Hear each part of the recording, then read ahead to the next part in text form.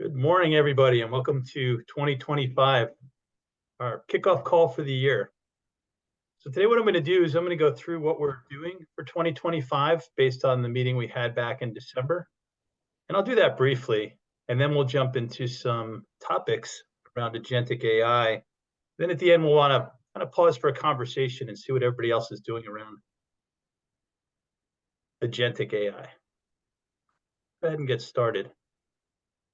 When we met back in December, we talked a lot about what topics we were covering and kind of the shape of the group.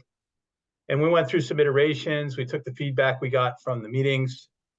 And one of the big things that we're trying to do in the group is to promote ourselves more as an advocacy group for people using ServiceNow across all the business domains. And it's sort of like if you guys have been on Chuck's calls before, the dev advocate group, and now Earl took that over.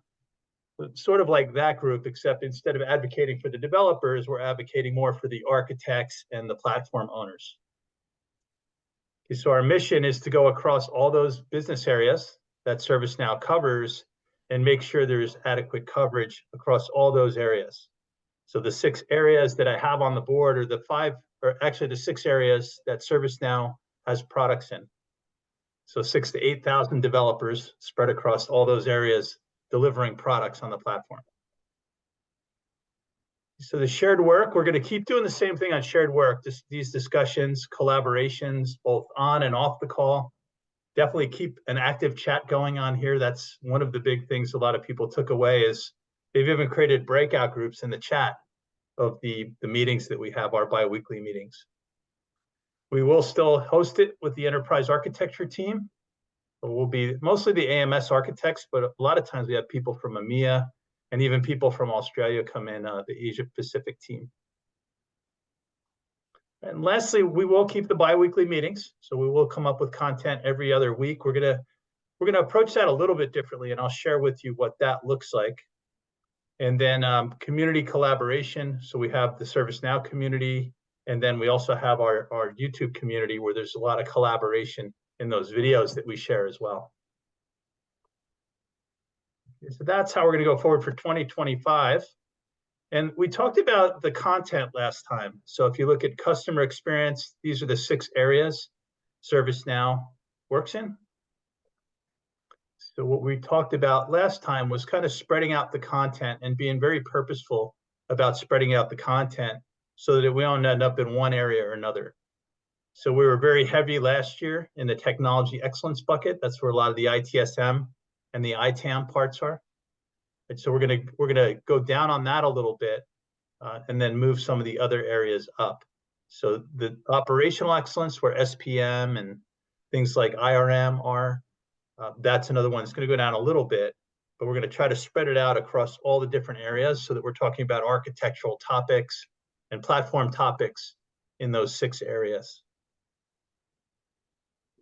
So that's the goal for 2025, is to try to get a broader group of people on here, right, to start presenting content so that we're not so concentrated on those 2 areas. Now, if you look at the areas, right, the 6 areas that we have here, these are the products in those areas. So customer experience, technology excellence, employee experience, op excellence, finance and supply. And then I have this as app dev, low code, no code, but that's kind of the 6 buckets that we have basically developers developing product in addition to the platform. So when we bring in topics like CSDM or value streams that are more general, we'll push those into one of either the operational excellence topic, or we'll push it into the technology excellence topic. Okay, and that seems like it'll work pretty well for us.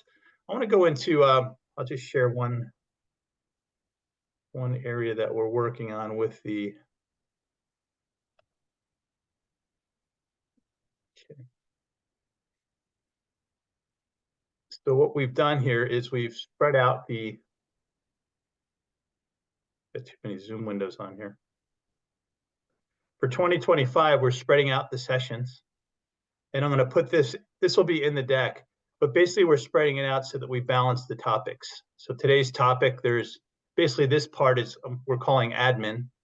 And out of the sessions we'll have this year, we'll have 50 sessions, so 25 meetings, and there's 2 admins. So we close it out with some admin, and then we started off with some admin, and the rest we're going to fill with content. So today's content is going to be Agentic AI. It's going to fall mostly into the app dev, low code area. I'll be the presenter today. And then next week we have technology excellence in there. One of the things we want to concentrate on more, I'm going to put out a call here for help on this, but we want to get the topics in. So we have a big backlog. We're going to start pulling topics in that we have from last year. And then we want to get the ServiceNow speaker, but we also want to get a customer speaker, ideally on every meeting. What I'm going to do is I'm going to reach out to customers as well as partners to make sure we can come in. We had William last year on business architecture from the Business Architecture Guild. We had a really big turnout there.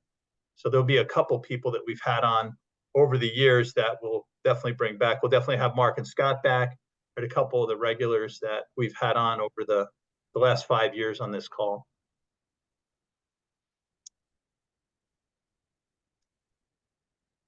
Right. Charles, are there any questions in the chat or anything? I can't really see that right now. There's a question around if anyone knows what tables behind the accounts block on the foundation data of CSDM5.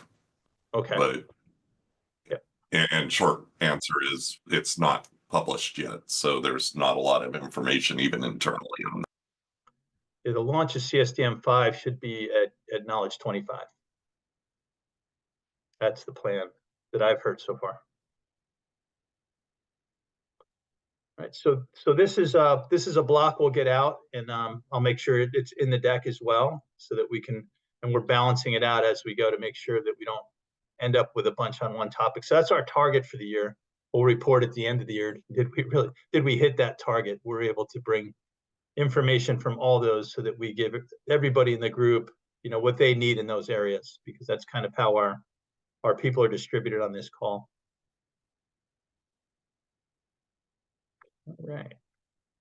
So in here, in the deck, I did put this, I pasted this in. So if anybody wants to speak or has examples of information they want to bring in, whether it's in customer experience, technology excellence, that the products that we're talking about are here, and then the topics are here. We definitely are looking for speakers, and it's not sales presentations, right? We still want to keep it to things that are practical, things that you're doing in the field that are helpful to our members.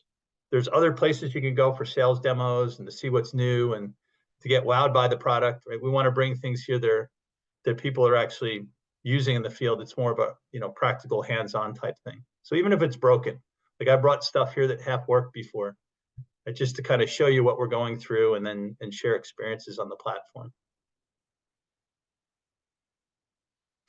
Charles, Jason, anything to add that I missed that we talked about?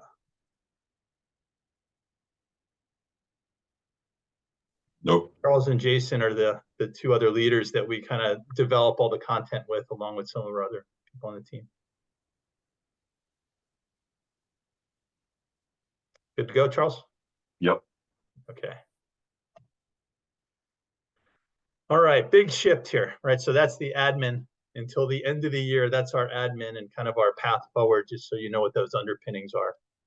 Now we're going to jump into a topic that's going to be pretty popular this year, Agentic AI. And for some of you that have been on the calls before, we've been working about 9 months on kind of a skunkworks project called the Digital Product Factory.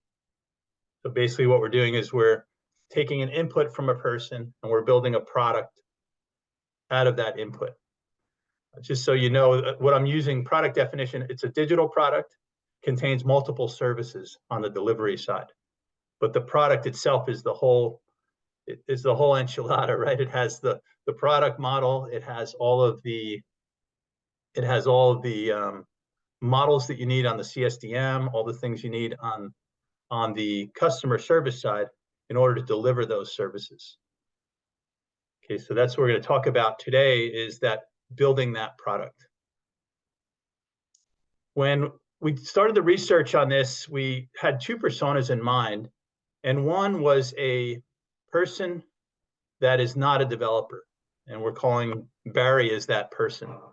So they're more of a business analyst that's coming in from a department, and they're the liaison into IT, and they need to have a new digital product.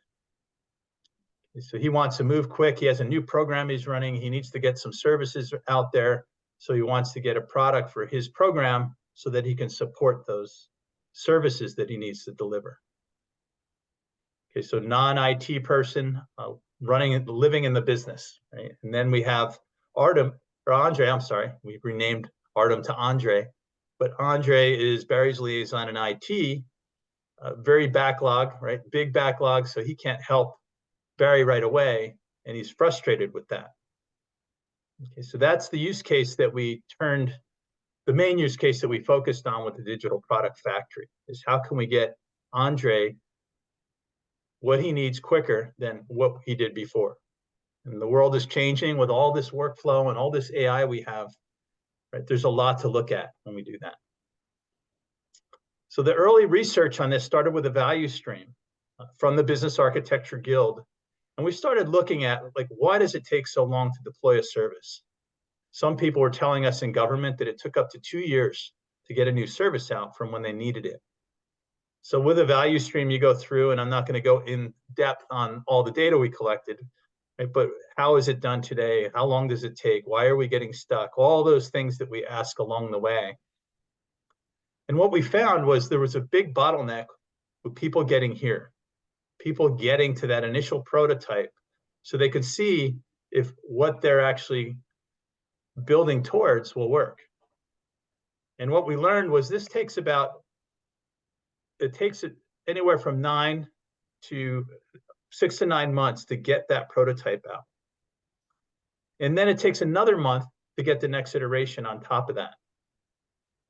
So we said, how can we rethink this front end? How can we rethink, do I have to put in a user story and a demand and all those things that happen in the beginning?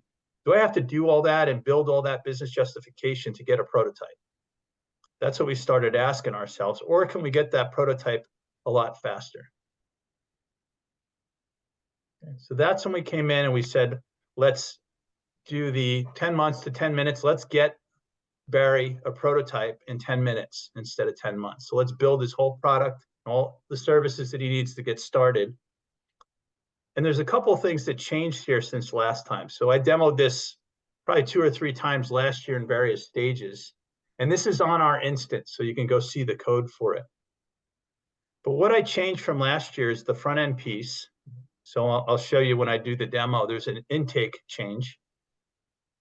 And then after the intake change, these are still the same. I'm still building a product, right? So we're building a product from what we call a template in ServiceNow. So we're picking out a pattern that product needs. And then with that pattern, we're building that initial product that gives us the wrapper on ServiceNow. So a scoped app, a lot of you know is a scoped app. After that, we create the agent assignment group. And then this way that could have all the things coming in, all the services coming in, at least have an initial assignment group to get assigned to. We create all the users we need. We talked to people, and a lot of people said that where they're getting stuck, it takes 2 or 3 days just to set up all my test users. So we're taking care of that in the beginning. We're creating a dev account, an agent account that can process all the requests coming in, and also user accounts so that we can act as a user and come in and try the new services out that are part of the product. Okay, this is where we build the models. So there's 2 models in ServiceNow. There's the one on the customer service side, which is more of your product model and your case types, they call them, or services. And then there's also the CSDM model, which is for supporting the services that get built. So both of those happen inside of our workflow. The other part that we changed here is we inserted some agentic AI operations here. So all of this, as we go through, we'll have a conversation at the end, right? All of this is creating content. So even from the beginning, we're creating content with a product template. So the idea here is that part of this content can be created by our Gen AI, right? So we're going to use some agents here to create content for our product. Then we're going to put it back in the product, return to the workflow, and those new things that Agentic AI creates, we're going to let it build the models for it and assign the users. And so we're going to treat this just like content that came from the template, just like our static content, except it'll be more dynamic because agents will be building it on the fly. So that's the part I'm going to demo today. There's still all the granting of the roles, associate the users. At the end, we want to send an email to a person so that they can see how to actually use this product that's built, right? We send an email back to Barry so that Barry can go ahead and go forward with trying it out as an end user, trying it out as an agent. So that's the idea, is to get that prototype there in about 10 minutes. Now at the end, we're still working on the pieces where we promote it, because underneath here, we're building architecture, right? We're building all the data architecture. We're building a data model because we're putting it in the right tables so that none of that is something that the user has to worry about. The idea here is that we take a lot of that away and get you started in that 10-minute time frame. So let's go ahead and jump to an instance. And this is not in our instance yet, but it will be soon. So if you go to our instance, the Digital Service Forum instance, that is, when I say R, you'll go to the Employee Center. And now we still have Andre in there because we don't want to just open this up to people like Barry. We don't want to let Barry come in and go to the Digital Factory Services and create his own products, because we might end up with 1 million products. So when we talk to people, the development teams felt a lot safer if they at least went through that IT liaison before they start building a product on the platform. This way, Andre is able to talk through with Barry a little bit, because Andre understands all the cogs that are going to start turning when you submit this. Okay, so I'm going to do the one for government as an example, because this is the one we have built out. Now, the idea here is that we'll have certain patterns for these products. So in government, there's a public records request, there's a program support, there's typical requests, more like a 311, I need some help with something from the government. There's licensing and permitting. So these are all patterns that we support in that public sector vertical. If you go to higher ed, or if you go to financials, right, claims management's a big thing there. There's going to be different things, different patterns in different vertical factories. So that's the idea. Now, when we go down here and we read about it and we say, Andre would be figuring out for Barry that, hey, this is a pretty good fit for you. So I'd go down and I could say, let's pick a digital product. Let's pick one of these. So what I'm going to do is I'm going to say this is just program support. And the no-code developer, this is where Barry would come in, because this is the person that's going to get the email. Right? This is the one that's going to be our no-code developer that it's going to land on. I'm going to put my email in there because I want it to land in my Gmail box so I can show you the email that comes. And let's do the digital product name, because it is a government service. Let's do, I need help with, heating assistance is one we've done before. Let's do elderly food assistance. So that's the name of our digital product, is elderly food assistance. I could do elderly food assistance program if I wanted to, but put program at the end. And then the digital product description, I could write one out here, but I could also just go out and, government food assistance program description. I could even use an LLM for this, right? But if they have a description, you can certainly plug that in.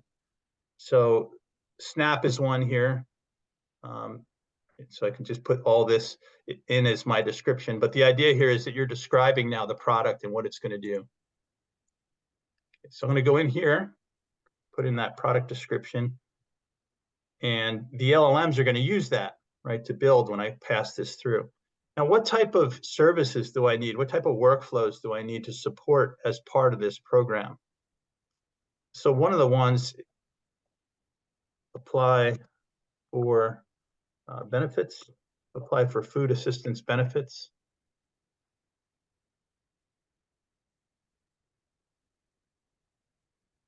Okay.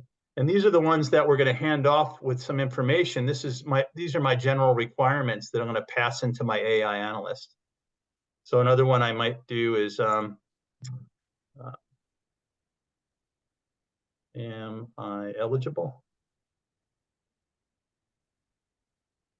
And in here, you might even put, because we're going to pass it to the LLMs, it might be elderly food system assistance program for the state of Hawaii.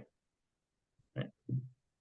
So now I have all of that, and it's going to be what's going to be pushed up there. The LLMs are going to get 2 of these. And then when I submit this, it's going to take us through that process, this process here. And it's going to give a feedback, right, to where we are in that process. So here we did the intake. John, quick, before you get into that, there's a question here. Could you put products made by citizen developers or business users into a suggestion box world? Have you surveyed if customer want business-driven input or a shared service team, business IT liaison to build the products? Yeah, that's the idea here, is to keep Andre in the loop, so that whether it's coming in from a regular demand that somebody's putting in, or it's coming in however Andre interacts with Barry, the idea here is there would be an intermediary before they decide to go ahead and do this. So I don't know if that answers the question, but you come off mute if you need to, because we got to wait for this to build. This is Brent Knipfer. Yeah, you answered the question. I have found that in most work with service catalogs or request items that the most successful is to have someone who's essentially a guru or the shared service, that actually does it for everyone. And you don't want people putting in like real short descriptions or anything in this, right? Because behind the scenes, right, Andre, the IT liaison, would understand there's LLMs working on your behalf. So the more information you give it, the better. Yeah, so that type of knowledge Barry wouldn't have just off the bat. And you need standardization. You may even have a standard list and syntax, etc., defined. Yep. And it's speed too at the end of the day, right? It's going to get done faster and better. Yeah. I'll let this one run and we'll come back to it, but I'll basically show you what's happening here behind the scenes. It's kicking off a workflow. And the workflow behind the scenes is going to be, right, just like any catalog item. It comes in, it's just a little bit more of a workflow than the typical one, right? But what it's doing is it's just calling a workflow, build a new product. Okay, so build a new digital product is our workflow, and it's part of our, I called it the 10-minute, right? But it's a 15-minute digital product prototype, because once you get in there and submit that form, that's about what it takes before Barry can get in there and actually start working on it. So here you'll see all my sections, right? And these are the sections that are giving me the feedback right now inside of my submittal. So build the product from a template. So it's calling App Engine here, and there's a static template for a new government program. Right, so here you can see it's building the product template. That's that part of the workflow that it's calling as it's going through it. Okay, after that, it's going to go down and create all my users. So here it's creating new sys users in the sys user table. Or if it finds Barry in there already, it'll just give Barry access to that application. Because another thing that the ServiceNow dev teams don't want is they don't want people like Barry coming into their system and just kind of changing all kinds of global stuff. So what this does, it puts a wrapper around Barry so he can only stay in that area. Configure support and delivery models is where it's building the CSDM model, and it's also building the product models inside the CSM area so that we can hang all our user stories and all the subsequent work off that. And so it's doing the architecture in that bucket there. Okay, here it's going to look up a table record. Oh, here it's actually going back, and now it's calling our agentic agents, right? So here is where we're passing all that information. We now have an app. So we know where to tell our agentic agents to put our new services. We have a category, so we know where it's going to go on the portal, because we want Barry to have a live portal right away in the dev environment. We know the table that it's going into because of the template. So all of this information we have to pass to our agentic AI. Okay, so let's go here and refresh this and see.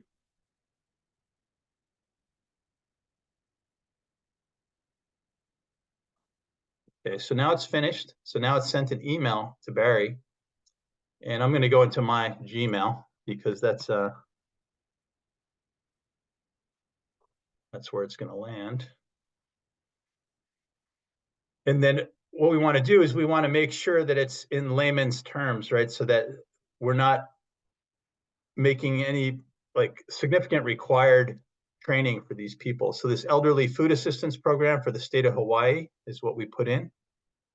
And what it tells us here is that, okay, as Barry now, I can go in to this directory and my new services should be in that directory. So if I open that directory, this is in the government service portal, right? But you could put it anywhere you want to. If you're doing an internal one, it might push it back to Employee Center. If you're doing one for government, for financials or healthcare, they would go into different directories. But the idea here is that we put it in the right catalog. We put it in the category according to the pattern that you selected. So this way, when you click on this, you have all of your elderly food assistance services already out there. Now the three here, I have these on because that's part of my pattern. So I have this apply for elderly food assistance as part of the template. So all it does is puts an application out without any real context, right? It just says for a social program, we expect to have people have an application. And so in here, I know in an application, these are the typical fields that I would put in there, and I might need an attachment. But one of the things we did down here is we attached the models that the factory built.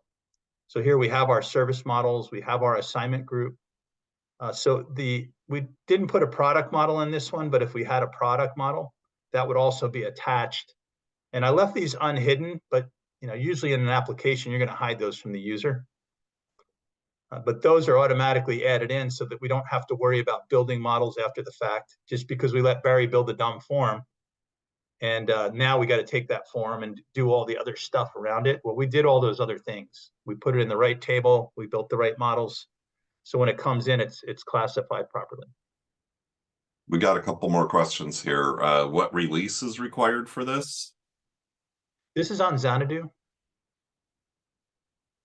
And then where is the approval before work starts?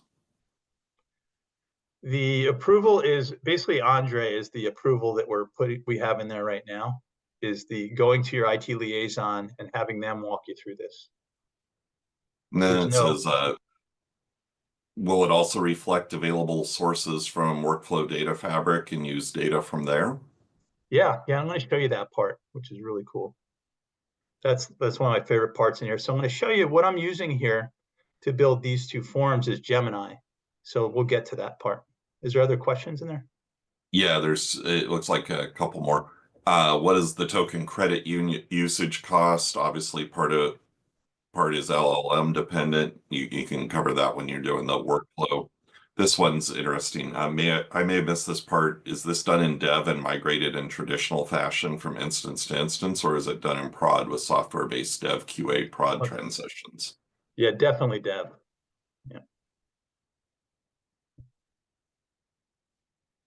Yeah, we wanted this in dev so that this way at the end, when I send that email, the idea here is that we say, here's your end user, right? If you want to go to the agent console, this will bring you to the agent home. And I created an elderly food assistant test user in dev for you. So I'm not going to go through all that today because I want to get to the AI pieces, but I have other demos that I'll put in our, when I post this on the community, there's other demos where I show this whole workflow. And then at the end, what we do is we say here for Barry, right? I can go here and I can edit a couple things on the application.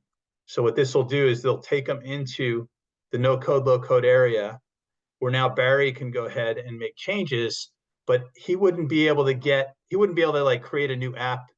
Like he wouldn't be able to go to my apps and say, create a new app. He can only make changes in the elderly food assistance program. So Barry's confined to this scope. It's what we call a restricted developer. So when we go in and we give them restricted developer access, we could even tweak this more. Like if people are nervous about them making changes to playbooks or making changes to the data model, you can say that you can give them restricted developer access and an adjustment to the workflow so they can only edit record producers and nothing else, right? So there's very granular permissions that we can give these non-developer users. But what we need to do to get a citizen developer working is we need to get them closer to what they're looking for. We can't give them a create app button and expect them to build this whole thing themselves, right? Because then you just end up with a mess. But if we put them on Rails, right, and say, hey, you're going into the elderly food assistance table, and that table extends our social program model inside of public sector digital services, right? It's in the right data model. So they're on Rails, so they can't go outside those tables that they're working on, or they can't go outside the forums. So that's the idea there, is to give them very explicit permissions to things that they can and can't edit. And then at the end, give them a way to promote this. So Barry would say, look, I got this working pretty well. I feel like I'm 20% of the way there, but now I need to, call a friend, put my lifeline out there and get help from a developer. But the idea here is that Barry's able to work that prototype within his means, right? He can go here, he can work on, like if I want to change this food assistance program form, I can go in there and make changes to the questions. So we can train them how to do a couple little things, but the idea is out of the box, they have a working prototype, right? So I can go into these questions and have these questions, these are the ones that AI came up with. So that's the digital product. I want to go into the part. Now I want to go into I'm going to show you in workflow. I'm going to take you into a trace. And I'm going to kind of slowly walk you through what happened here when we got to this agentic assistance part, because it's really interesting when you think about all this, because people say, oh, LLMs aren't really that interesting because all they can really do is create content. Well, everything in here is content, right? The app itself is content. The catalog items are content. The table schema is content. So your definition of content, right, is it's going to vary very widely. So it really got me thinking when I built this out. So I'm going to go in here in operations, right? I'm going to pick up a flow, and I want to show you some of the content that was exchanged as this was built out. And so if we go into all executions here, and I should see my build a product here.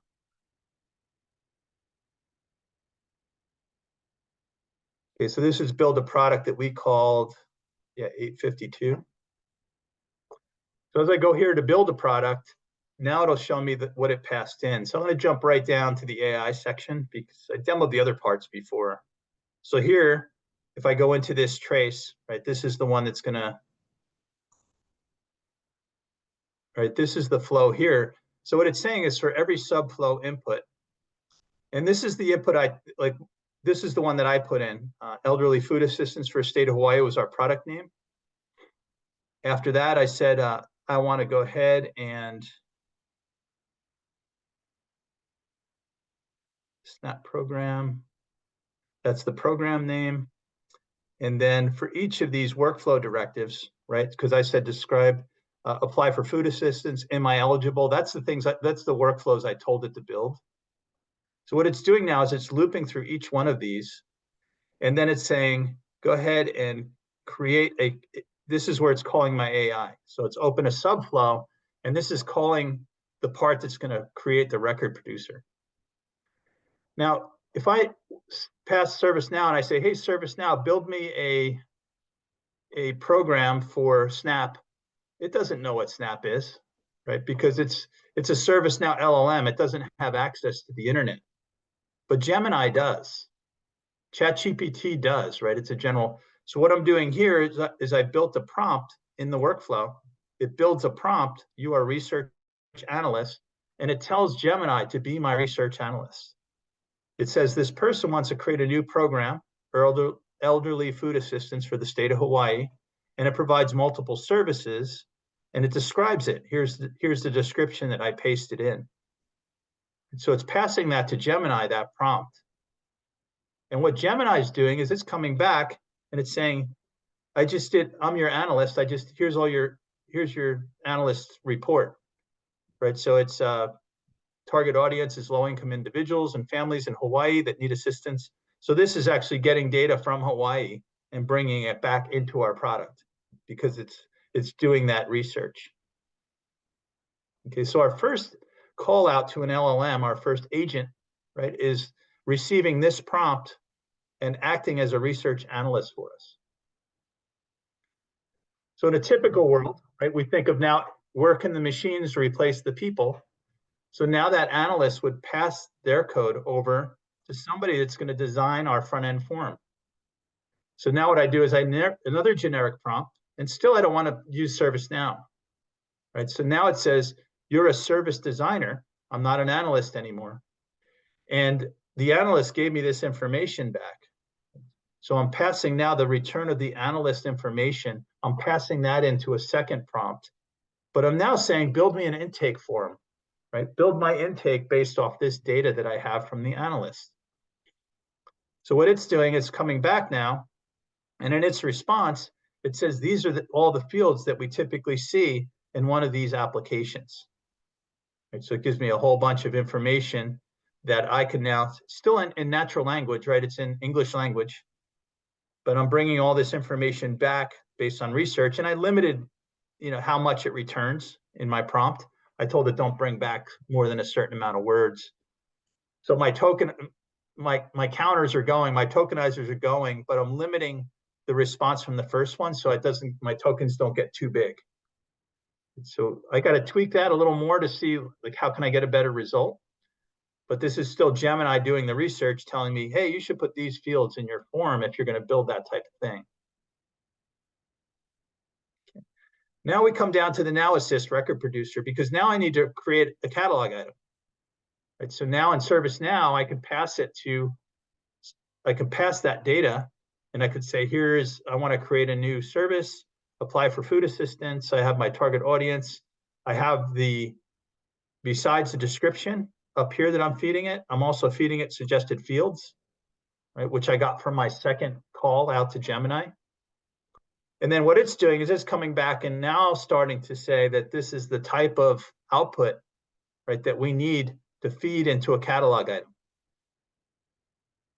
And this is the start of that record producer that we saw when I went out into that catalog. But what we do is I pass it into clean results. So it takes out a lot of our line breaks. So this Now Assist clean results, pretty simple JavaScript. It just rips out a couple special characters. And in the end, it turns it into a JSON set. Right. So now I turned this conversation between these LLMs in human language, right? I'm now turning it into machine language. So these are my variables, right, that are all part of my catalog item.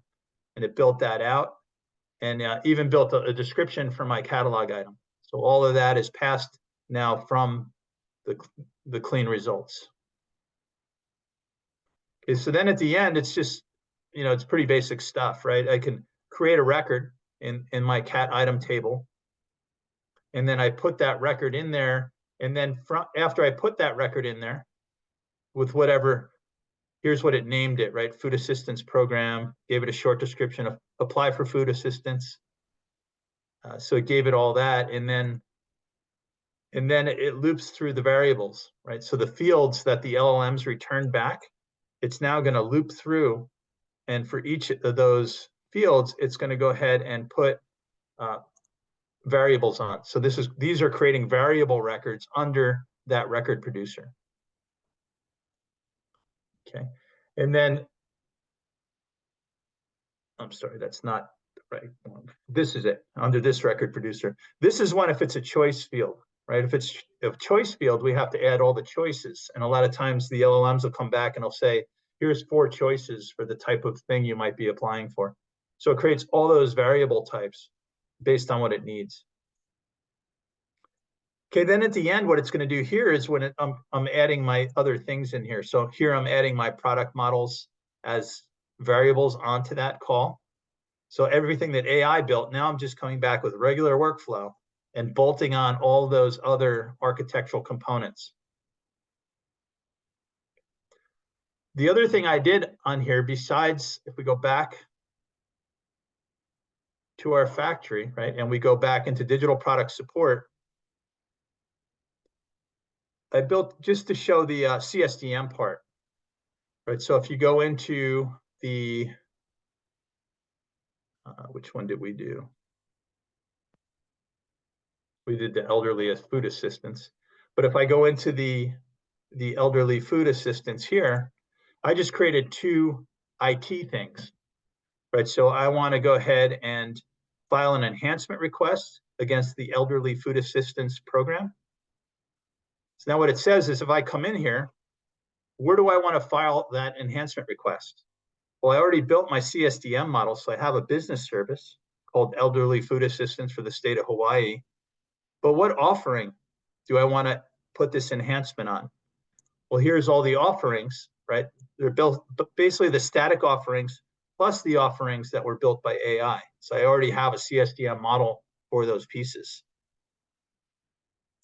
Okay, so I can bolt it on there, put the enhancement title in, and now it's in my enhancement requeue. And I built the same thing. I don't know if we'd want to go this far and built explicit forms just for this, supporting this program. But if we do, we have it. If not, it's in a regular incident form, and you're able to attach those offerings and business services to it. Okay, so that's the idea with, you know, where agentic AI could come in and start being smart about mix and matching public LLMs with purpose-built LLMs like we have in ServiceNow.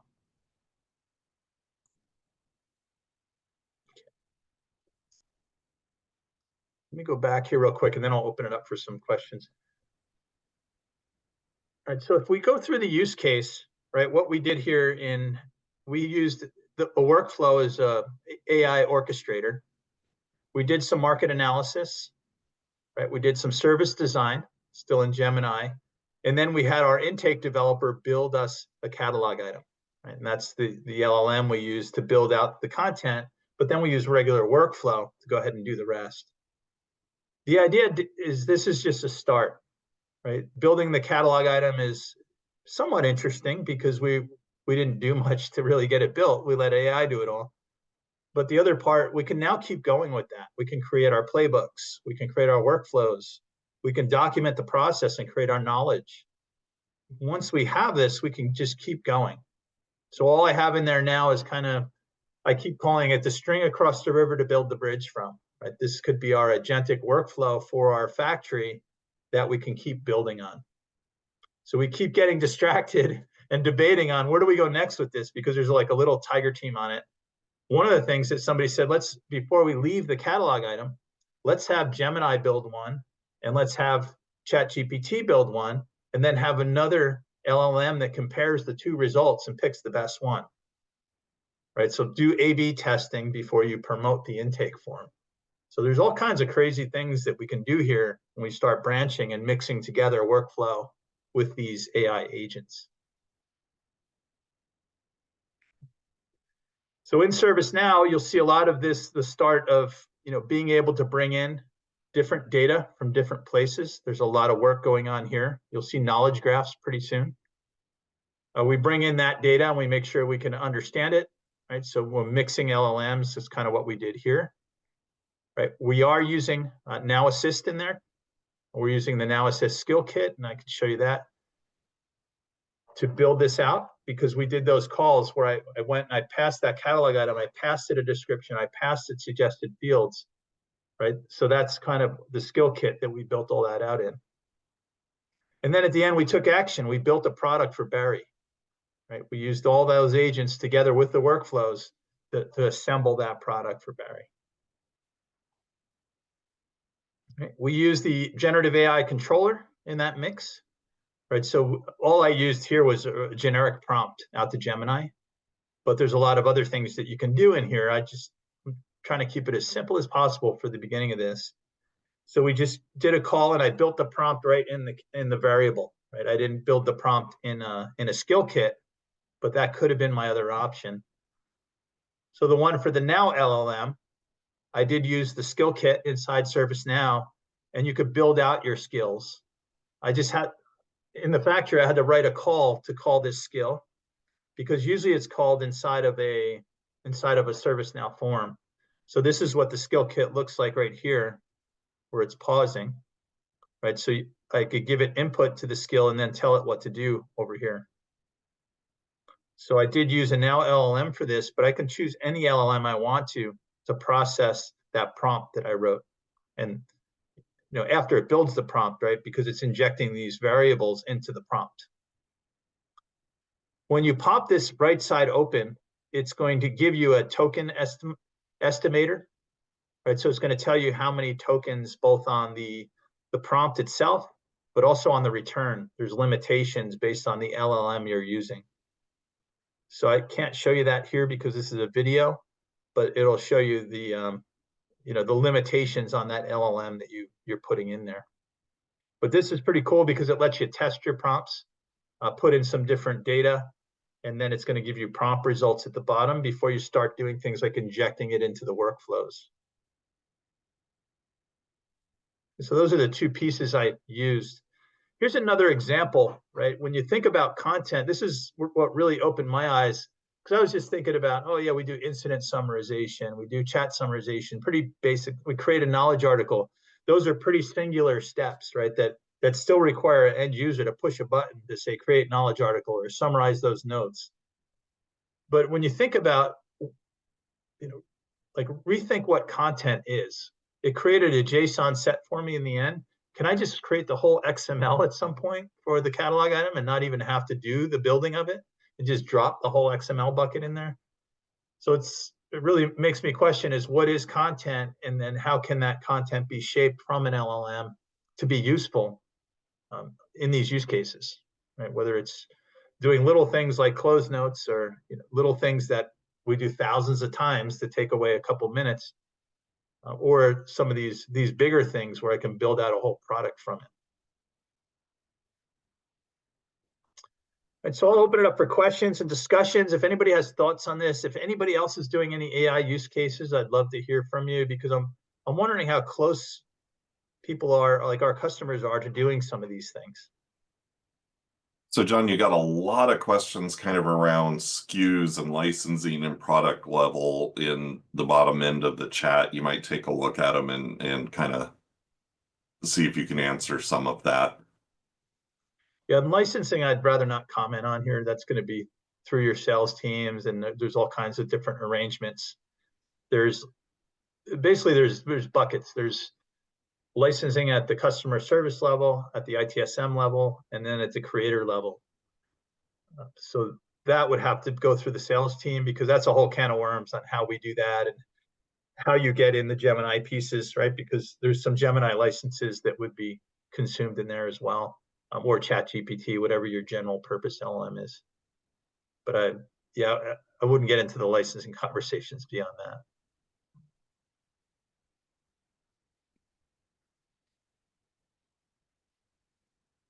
Anybody want to come off mute and talk about use cases they're working on or anything like that?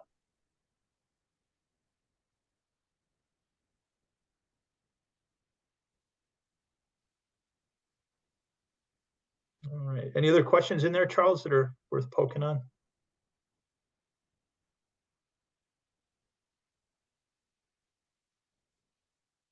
Travis adds, for clarity, AI agents aren't general availability on Xanadu. They're expect more info in Yokohama.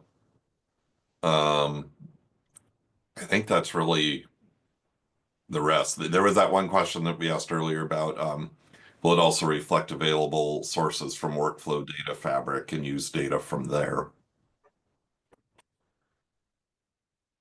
Yeah. The way I got it today, so I am creating a description of an agent is anything that's calling an LLM, right? And that's acting as an agent for us in the workflow. I'm using the orchestrator here. I'm using the workflow. In the future, it's going to be different things, right? There's going to be purpose things that are that are designed to be orchestrators. But in the workflow, this can all still happen. They are still agents because they're set up to do very specific tasks like be my analyst or be my designer, right? But I know there's purpose-built things coming in ServiceNow that'll have these names on them. But if you look at the general description of, Agentic AI, they basically are that you're calling, these things that are doing tasks that humans usually do and having them return some data. So I'm using the general term here for these agents. And I think they fit the description pretty well. I know that could probably be debated. Are they actual agents? To me, they are, and the workflows are orchestrator. But yeah, I might be confusing it with some future items that are coming in.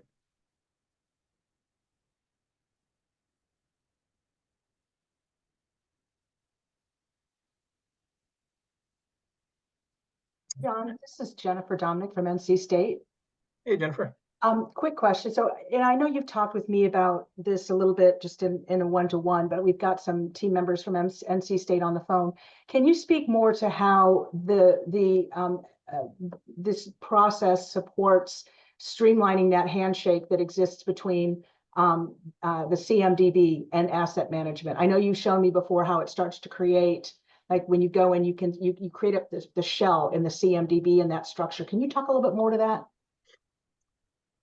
Yeah, the piece that's happening there inside of the workflow is that because the CMDB parts are just tables right in the back. So now I had that heating assistance program, which is what we call a business service because I'm providing it out to the business.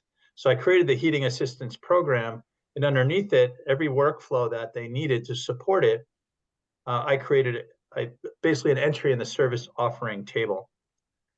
And then I created that parent-child relationship as part of my workflow because I knew that all of those offerings were basically what they call it is a stratification. So an offering is a stratification of the business service. So they're all part of that heating program. So that is all just data entry inside the workflow that's being built out.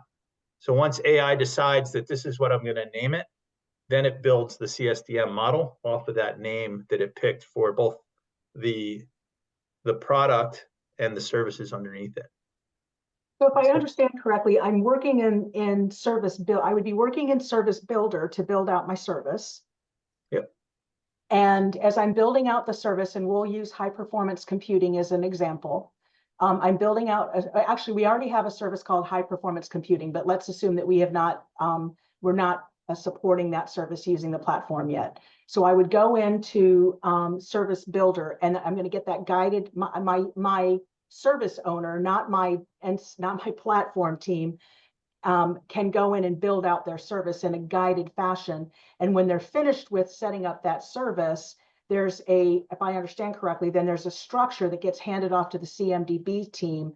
There's a shell, if I understood correctly, that says, okay, here's what the structure, the system's going to create that structure in the background, not the service owner.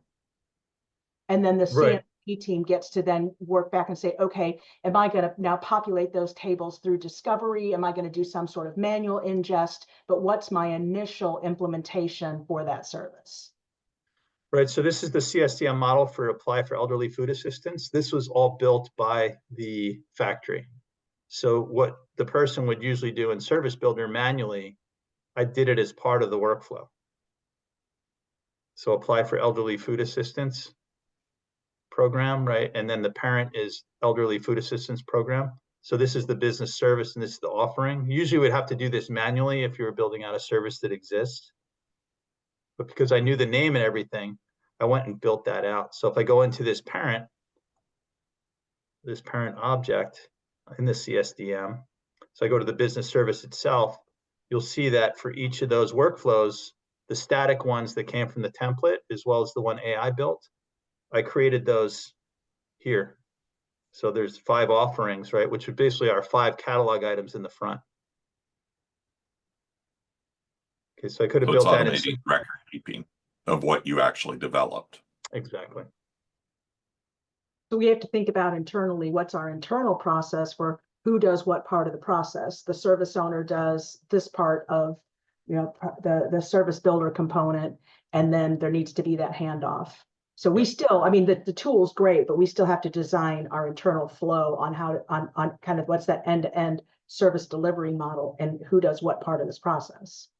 Right. Like if you're getting for the registrar, you're getting a new form and you want to create an offering as part of the registrar program or part of the research program, you want to do an apply for grant, right? That would be an offering underneath that research program. So figuring that out and how you want to kind of templatize it, right, that's what I did here for the social programs for government. But you might have another pattern, right, or several patterns for higher ed that you want to create in your higher ed bucket. So your factory lets them pick from, a series of them. And then you can build out the CSDM models and the CSM models based on those patterns. Does that make sense? It sure does. Thank you. Yeah, you're welcome. If you think about all the things, all the friction to get there, right, with these models, and then there's the content, and then there's the building out the form, like there's all these, the test users, like when you start adding all that stuff up, it really is daunting, right? The user stories, like all the content, the emails, the people try to do mock-ups and send you mock-ups to try to push it forward, right? So we're trying to shortcut as much of that as we can. And it's pretty crude right now, but I think over time, right, this will develop into something more usable as we go.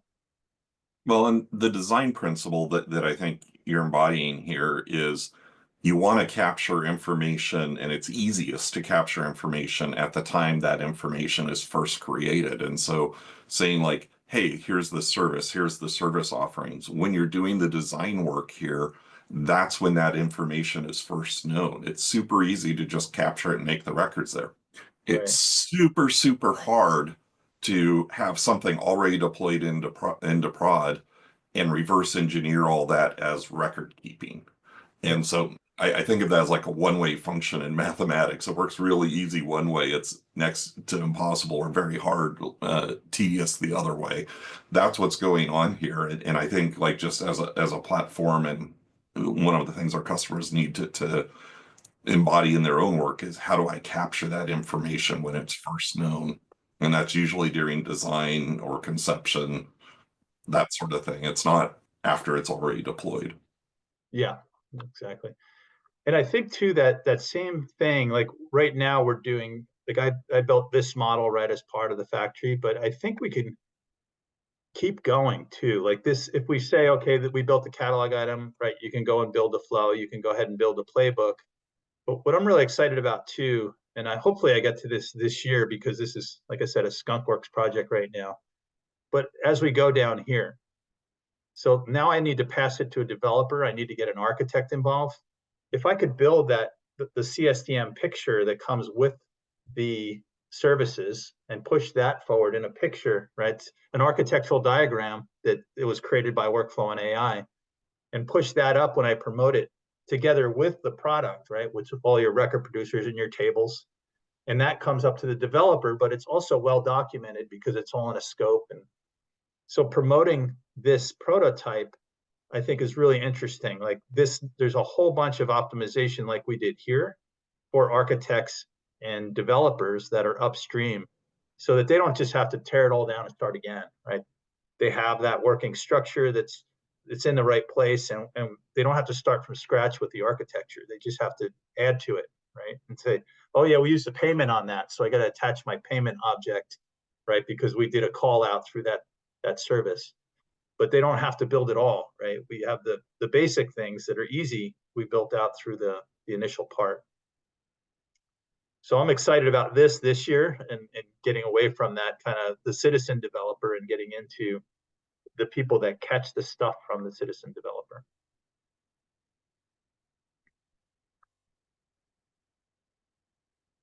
Cool.